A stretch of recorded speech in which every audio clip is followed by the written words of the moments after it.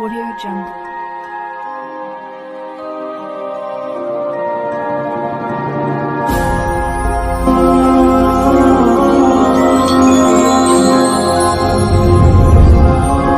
السلام عليكم ورحمة الله وبركاته. نحمده ونصلي ونسلم على رسوله الكريم أما بعد فقد قال الله سبحانه وتعالى في القرآن المجيد والفرقان الحميد بعد أعوذ بالله من الشيطان الرجيم بسم الله الرحمن الرحيم إن الله وملائكته يصلون على النبي يا أيها الذين آمنوا صلوا عليه وسلموا تسليما اللهم صل على سيدنا محمد طب القلوب ودوائها وعافية الأبدان وشفائها ونور الأبصار وضيائها وعلى أبويه وآله وأصحابه وبارك وسلم. وقال أيضا في مكان آخر والذين جاهدوا فينا لنهدينهم سبلنا. وقال رسول الله صلى الله عليه وسلم إن الله تعالى يبسط يده بالليل ليتوب مسيء النهار ويبسط يده بالنهار ليتوب مسيء الليل حتى تطلع الشمس من مغربها. வல்லவனை போற்றியும் வல்லல் நபி ஸல்லல்லாஹு அலைஹி வஸல்லம் அவர்களின் மீது சலாத்தையும் சலாமையும் சொல்லியவனாக எனது உரையை ஆரம்பம் செய்கிறேன். அல்லாஹ்வின் நல்லடியார்களே, அல்லாஹ் ஜல்ல ஷானஹு தஆலா மனிதனை படைத்து அந்த மனிதனுக்கென்று சில விதிமுறைகளையும் அவன் இப்படித்தான் வாழ வேண்டும் என்கிற வழிமுறைகளையும் இறைவன் வகுத்திருக்கின்றான். அந்த அடிப்படையிலே இறைவன் வகுத்த அந்த வழிமுறைகளையெல்லாம் மனிதன் மீறி செல்கிற போது அந்த மனிதனை எப்படியாவது தன்னுடைய வழியிலே வரவழைக்க வேண்டும் என்பதற்காக நபிமார்களையும் வேதங்களையும் நல்லோர்களையும் இறைவன் படைத்திருக்கிறான். அதிலும் குறிப்பாக சிறப்புக்குரிய நாட்களையும் சிறப்புக்குரிய மாதங்களையெல்லாம் அந்த மனிதன் எப்படியாவது ஆபத்திலே சிக்கி இருக்கின்ற ஒரு மனிதனை எப்படி கயிறு போட்டு நாம் காப்பாற்றுகிறோமோ அதுபோல அந்த நாட்களையும் நேரங்களையும் பயன்படுத்தியாவது மனிதன் என்னுடைய வழியிலே வந்துவிட மாட்டானா என்ற எதிர்பார்ப்பிலே இறைவன் காத்து கொண்டிருக்கின்றான். ஹதீஸிலே பெருமானார் ஸல்லல்லாஹு அலைஹி வஸல்லம் அவர்கள் சொன்னதாக பதிவு செய்யப்படுகிறது. அபு மூசா அப்துல்லாஹ் பின் கைஸ் அல்-அஷ்அரி ரலியல்லாஹு அன்ஹு அவர்கள் அறிவிக்கிறார்கள், பெருமானார் ஸல்லல்லாஹு அலைஹி வஸல்லம் அவர்கள் சொன்னார்கள், இன்னல்லாஹ தஆலா யப்சுது யதஹு பில் லைலி, அல்லாஹு தஆலா இரவிலே தன்னுடைய கரங்களை நீட்டிக் கொண்டிருக்கின்றான். லியதூப முஸீஅன் நஹாரி, பகலிலே பாவம் செய்தவர்களை மன்னிப்பதற்காக வேண்டி. அதே போல வயப்சுது யதஹு பின் நஹாரி, பகலிலே இறைவன் தன்னுடைய கைகளை ஏந்தி காத்து கொண்டிருக்கின்றான். லியதூப முஸீஉல் லைலி, இரவிலே பாவம் செய்தவர்கள் தன்னிடத்திலே தௌபா தேடி வருவார்கள் என்பதற்காக வேண்டி. ஹத்தா தத்லுஉ ஷம்சு, சூரியன் உதயமாகின்ற வரை தன்னுடைய கிழக்கிலிருந்து, அதாவது கியாமத் நாள் வரை என்று பொருள். ஏன்னா அந்த அல்லாஹு தாலாவினுடைய அந்த மன்னிப்பு இருக்கிறதே ஒவ்வொரு மனிதனுக்குமே கிடைக்கிறது. ஏன்னா அல்லாஹ் குர்ஆனில் கேட்கும்போது அல்லாஹ் ஒரு கோபக்காரனாக இருந்தால், அவன் ஒரு தண்டிக்கக்கூடியவனாக இருந்தால், அவன் ஒரு சர்வாதிகாரியாக இருந்தால் இந்த ஆயத்தை இறைவன் இறக்கி இருக்கவே மாட்டான். அல்லாஹ் சொல்றான், வமை யக்ஃபிரு ذுனூப இல்லல்லாஹ், அல்லாஹ்வை தவிர பாவங்களை மன்னிப்பதற்கு யாராவது இருக்கிறார்களா அப்படின்னு அல்லாஹ் கேட்குறான்.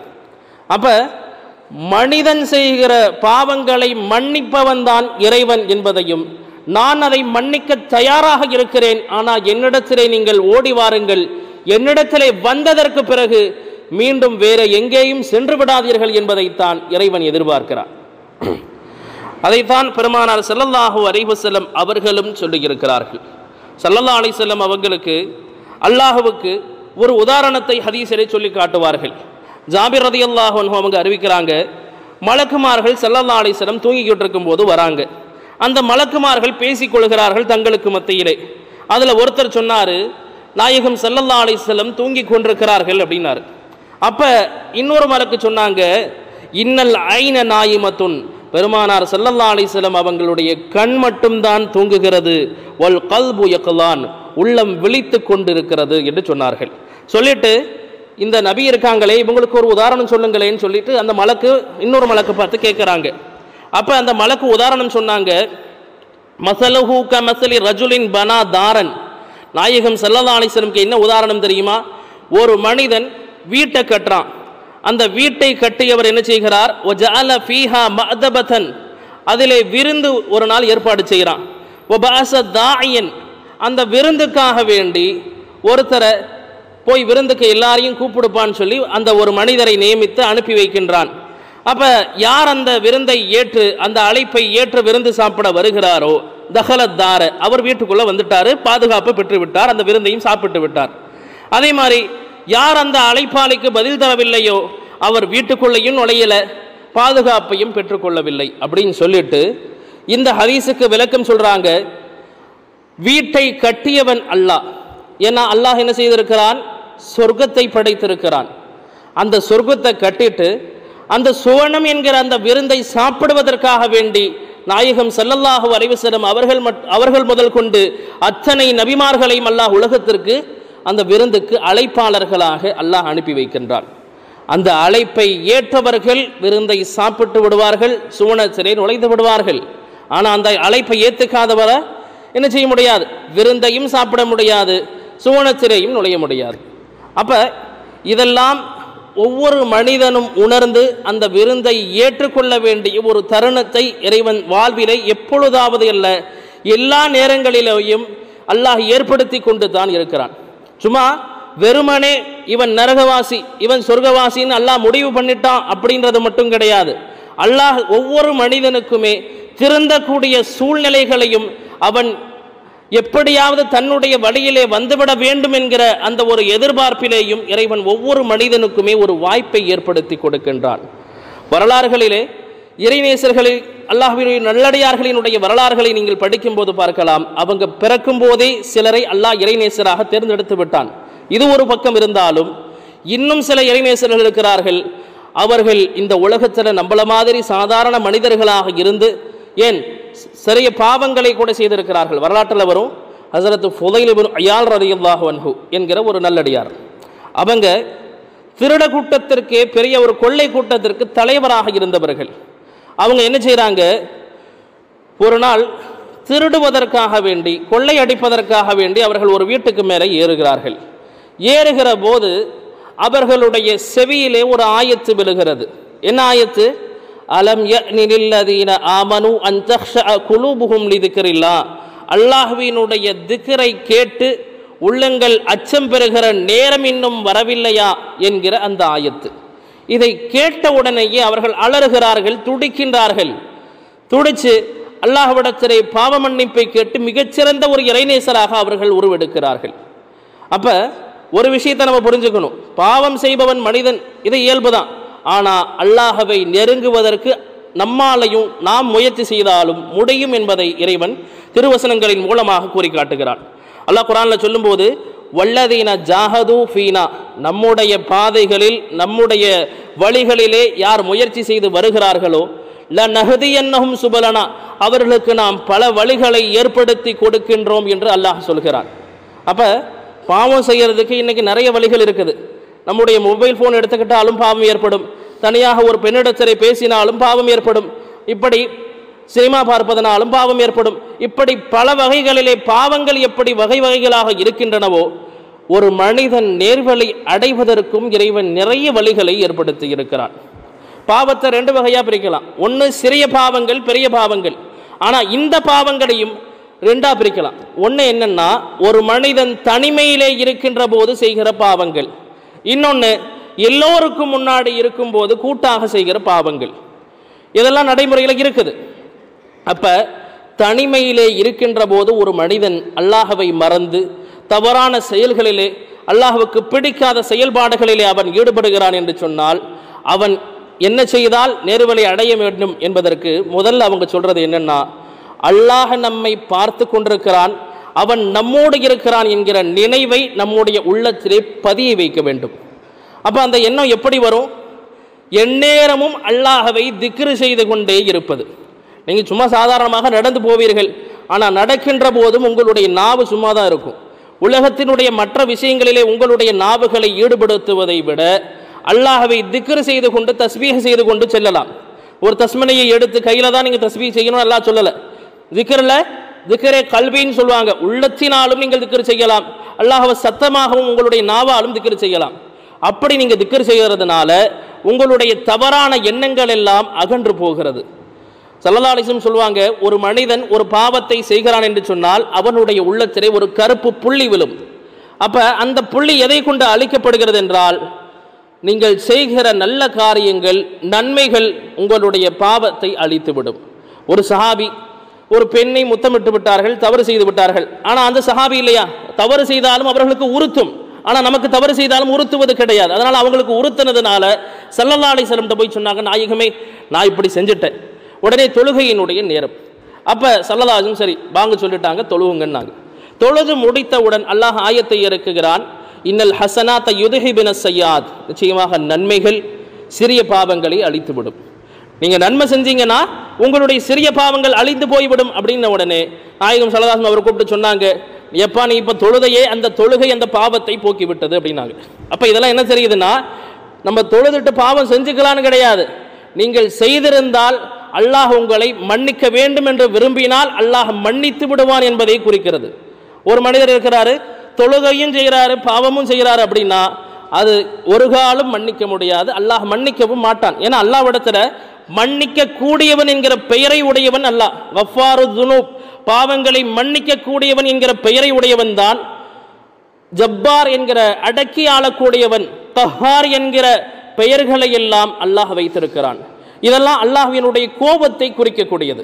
ஏன்னா முன்னாடி இருந்த சமுதாயத்தை அல்லாஹ் அழித்தும் இருக்கின்றான், அவர்களை மன்னித்தும் இருக்கின்றான்.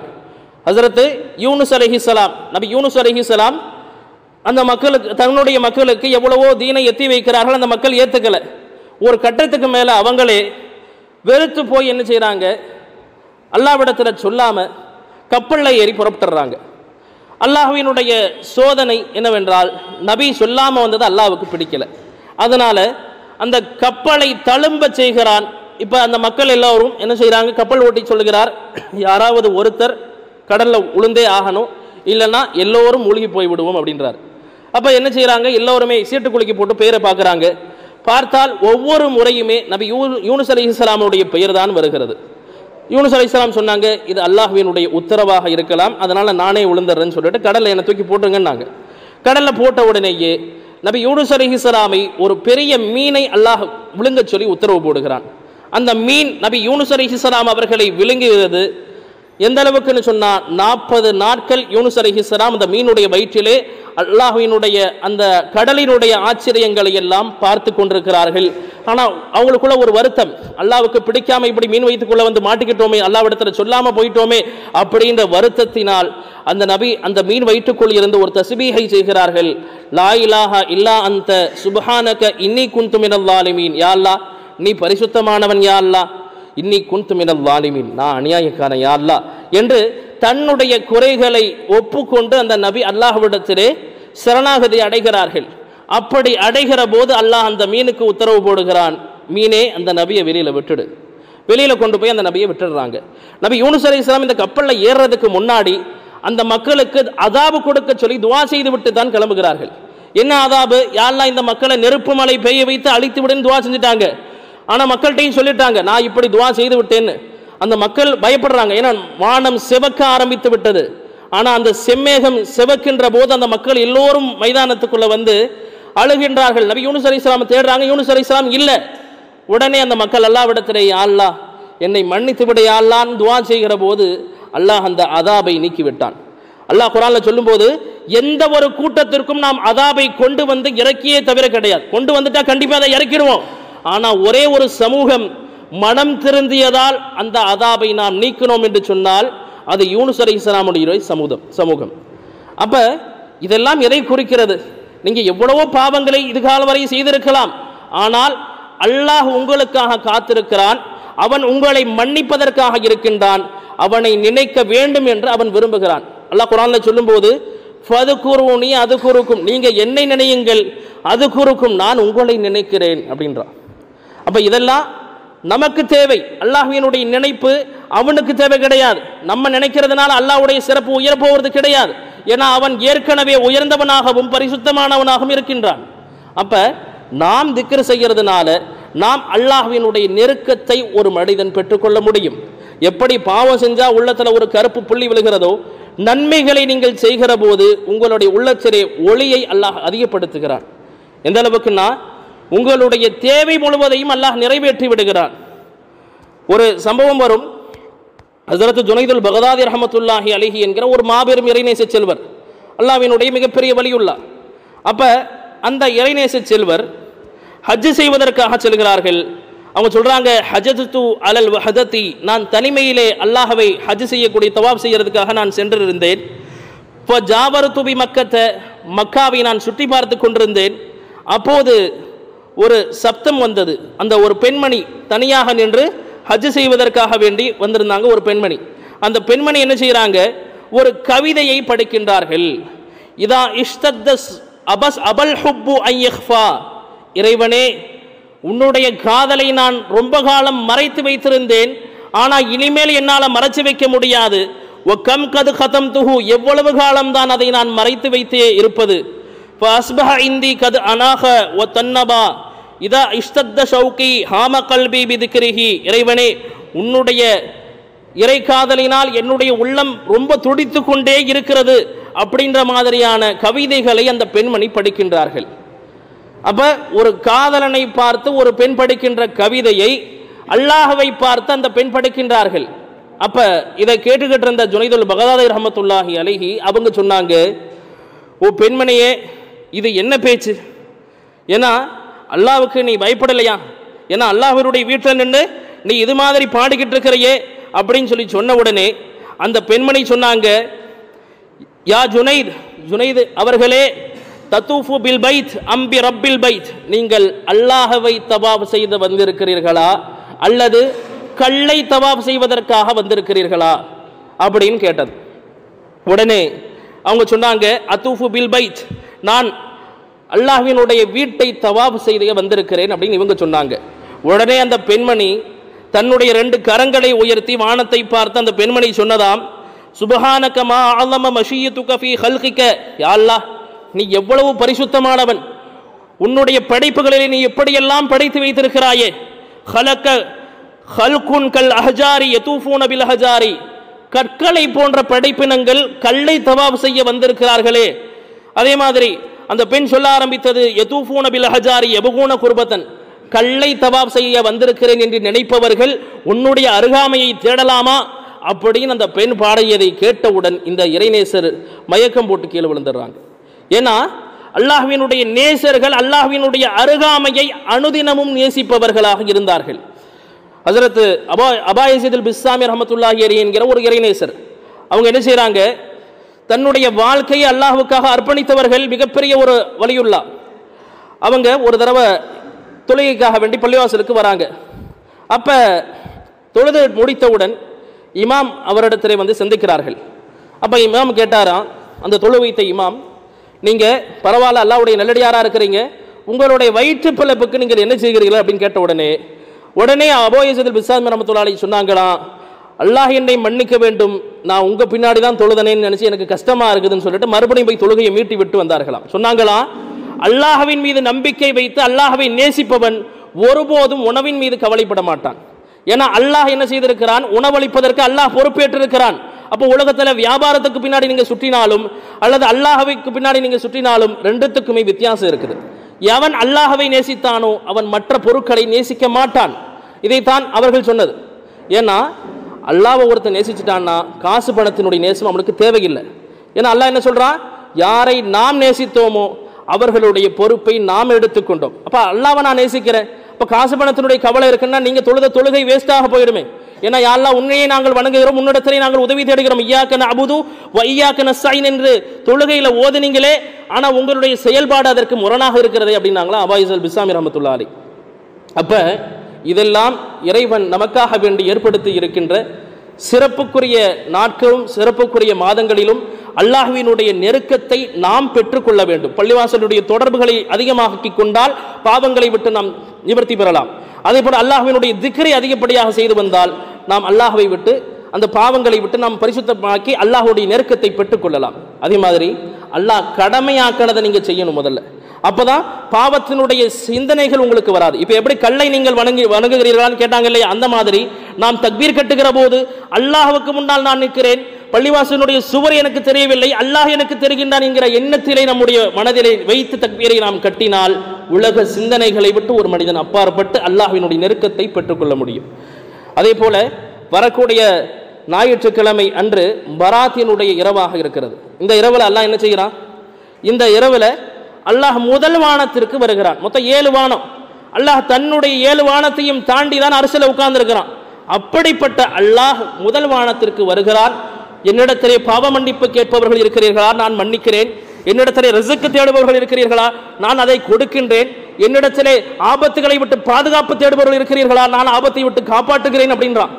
ஆனா அல்லாஹ் முதல் வானத்துக்கு வந்துடலாம், நாம இங்க பக்கத்தில் இருக்கக்கூடிய பள்ளிவாசலுக்கு வருவதற்கு நாம் யோசிக்கின்றோம். இதுதான் மனிதனினுடைய இயல்பாக இருக்கிறது. எனவே வல்ல ரஹ்மான் அந்த நாட்களிலே மக்ரிபுடைய தொழுகைக்கு பிறகு 3 யாசீன்களை ஓதி துஆ செய்ய வேண்டும். அதே போல நம்முடைய பள்ளியிலேயும் அதை நடைபெற இருக்கிறது. எனவே நாம் அனைவரும்